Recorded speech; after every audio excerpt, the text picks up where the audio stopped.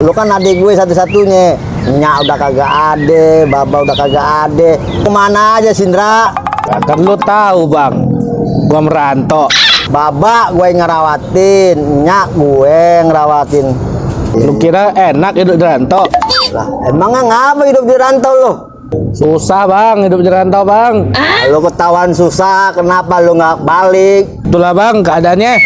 Nyak sama Baba nyariin lu mulu, nanyain lu mulu, Ndra. Lu mau nyari kemana coba? Ngomong-ngomong, sebelum Bapak meninggal, ada pesan apa bang? Sebelum Baba meninggal, ini ada pesen nih. Nah, ini pasti mau bagi warisan kan?